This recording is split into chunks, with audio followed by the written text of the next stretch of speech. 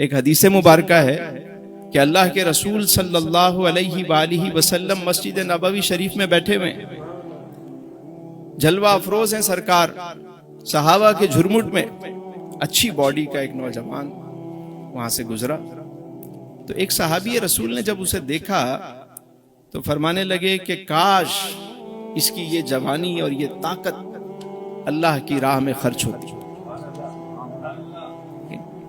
میرے آقا کریم علیہ السلام نے جو بات ارشاد فرمائی وہ سنیے گا۔ حضور نے فرمایا اگر یہ رزق حلال کمانے کے لیے نکلا ہے تو یہ اللہ کی راہ میں ہے۔ فرمایا اگر یہ اس لیے نکلا ہے کہ رزق حلال کمائے، اپنے ضعیف ماں باپ کو لا کر کھلائے، تو یہ اللہ کی راہ میں ہے۔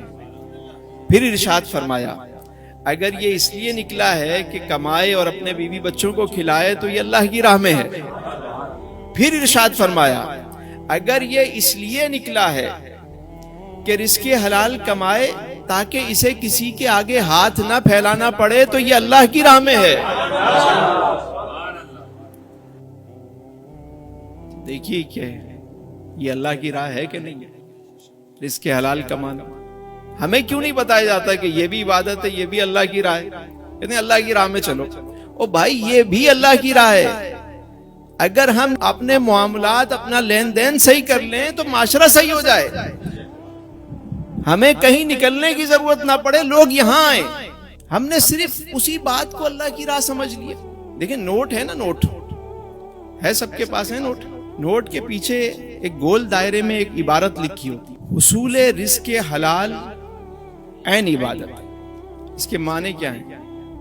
کبھی ہم نے معنی سمجھائے کہ بھائی حصول رزق حلال جو آپ معاش کے لیے کوشش کرتے ہیں یہ عبادت ہے، یہ اللہ کی راہ ہے، یہ راہ خدا ہے۔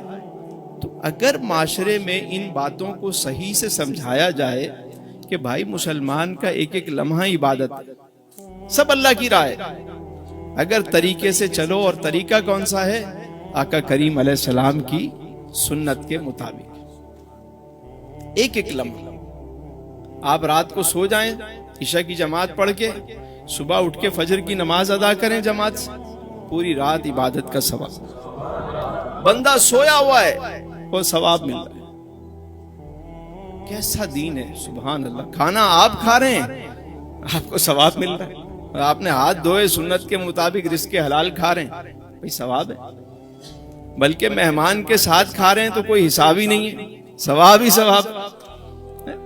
کیسا دین ہے؟ آپ راستے سے گزر رہے ہیں، سفر کر رہے ہیں، دعا پڑھتے ہوئے جا رہے ہیں، ثواب ہے۔ لوگوں کو سلام کرتے ہوئے جا رہے ہیں، راستے میں تکلیف دہ شے کو ہٹا رہے ہیں، صدقہ ہے، نیکیاں ہی نیکیاں۔ ایک ایک لمحہ عبادت، ہماری صبح، شام، رات، دن، کھانا پینا، اٹھنا بیٹھنا، وہ جو اللہ نے فرمایا وَمَا خَلَقْتُ الْجِنَّ وَالْإِنسَ إِلَّا لِيَعْبُدُونَ، جنوں انسانوں کو اس لیے پیدا کیا کہ وہ ہماری عبادت کریں۔ تو ہر وقت عبادت کیسے ہوگی؟ سنت مصطفیٰ کریم پر عمل کر کے۔